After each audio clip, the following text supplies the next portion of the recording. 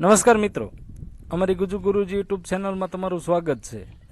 મિત્રો, સ્વીપ સેટમાં આપણે online attendance, common entrance test, ક્ષમતા, જ્ઞાન પ્રભાવ આવા ઘણા બધા બોટ આવ્યા છે। એમાં ક્ષમતામાં તમે છે એ પત્રક સી અને એસએટી સેટના માર્કની એન્ટ્રી કરી છે। ઘણા બધા મિત્રોનો પ્રશ્ન એવો છે કે અમારે પત્રક સી અને એફ ડાઉનલોડ નથી થતા, અથવા તો જેને થાય છે તેને બ્લેન્ક બોક્સ આવે છે, માર્ક લખેલા નથી આવતા। તેના સોલ્યુશન માટે અને કઈ રીતે પત્રક સી ડાઉનલોડ કરવું તેની વાત કરીએ। સૌપ્રથમ તમે વિદ્યાર્થીના ગુણ દાખલ કરો, આના ઉપર ક્લિક કરી અને જે તે ધોરણના વિદ્યાર્થીના ગુણ દાખલ કર્યા હોય છે એમાં ખાસ કરીને ત્યારે ધોરણ વાઇઝ જોઈએ તો અહીં ધોરણ 8મું એક્ઝામ્પલ તરીકે લઈ લઈએ તો ધોરણ 8ના તમે વર્ગ પસંદ કરી અને જે તે વિષયના માર્ક અથવા તો પત્રક સીમાં તમે એક વખત ધ્યાનથી જોઈ લેશો। અહીં જે પત્રક સીની તારીખ છે એના ઉપર ક્લિક કરવાની રહેશે। એના ઉપર ક્લિક કરતાની સાથે અહીં મેં અગાઉથી એન્ટ્રી કરી દીધેલી છે, એટલે એવું બતાવે છે કે પહેલેથી ગુણ જમા કરવામાં આવ્યા હશે। પરંતુ જ્યારે પણ આપણે પત્રક સી અથવા તો એસએટીના ગુણ દાખલ કરીએ, અને અગાઉ પણ અમે એક વિડીયોમાં બતાવ્યું હતું કઈ રીતે સબમિટ કરવું, પરંતુ ઘણા બધા મિત્રોને હજી વોટ્સઅપ ગ્રુપમાં એવા મેસેજ આવે છે કે અમારે બ્લેન્ક ડાઉનલોડ થાય છે, એટલે એ લોકોએ સબમિટ આપ્યું નહીં હોય। પરંતુ અહીં ધોરણ 7 કરીને તમને બતાવીએ છીએ કે એસએટી અને પત્રક સી આ બંનેના માર્ક એન્ટર કરવાના આપણે થાય છે।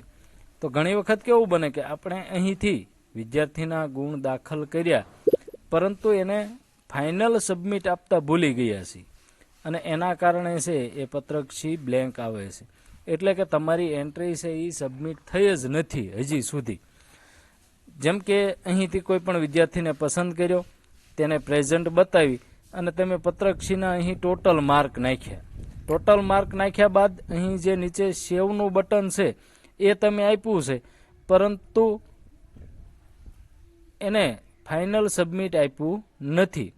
જ્યારે તમે તમારા ધોરણના બધા જ વિદ્યાર્થીના માર્ક અહીંથી સેવ કરી લેશો એક એક વિદ્યાર્થીના, ત્યારે અહીં બાજુમાં તમને એના માર્ક લખેલા દેખાશે। પરંતુ તમામ વિદ્યાર્થીના માર્ક સેવ કર્યા બાદ એ સહી તમારા માર્ક ફાઇનલ સબમિટ થતા નથી। જ્યારે બેક થઈ અને તમે પાછા આવા પેજ ઉપર આવો છો ત્યારે અહીં ચાલુ રાખો બટન જે છે એના ઉપર ક્લિક કરવાની રહેશે, અને એના ઉપર ક્લિક કરો ત્યારે એક નોટિફિકેશન તમને પૂછે છે કે શું તમે એક વખત માર્ક એન્ટર કર્યા બાદ એમાં સુધારો કરી શકતા નથી, અને પછીથી તમે ઓકે ઉપર બટન દબાવો ત્યારે અહીં સબમિશન સફળ થયું અથવા તો ફાઇનલ સબમિશન આવું એક નોટિફિકેશન આવે, અને ત્યારે તમારા માર્ક છે એ ફાઇનલ સબમિટ થતા હોય છે।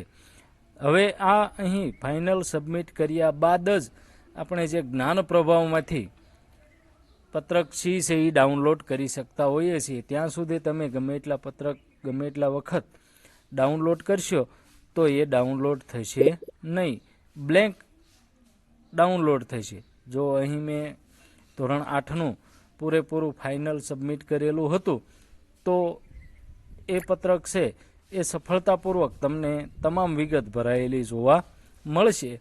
જ્યારે આપણે કોઈ પણ માર્કની માત્ર એન્ટ્રી સેવ કરી હશે પણ ચાલુ રાખો એવું બટન ઉપર ક્લિક કરી અને ફાઇનલ સબમિટ નહીં કરીએ ત્યાં સુધી બ્લેન્ક જ આવશે। જો મિત્રો આ પત્રક સી છે એ બની ચૂક્યું છે, તો આવી રીતના છે એ તમે જ્ઞાન પ્રભાવમાંથી ધોરણ પસંદ કરી અને તમારું પત્રક સી ડાઉનલોડ કરી શકો છો। આવી માહિતી માટે ચેનલને સબસ્ક્રાઈબ કરી રાખો। અમારી સાથે જોડાયેલ રહેવા બદલ આપ સૌનો ખૂબ ખૂબ આભાર।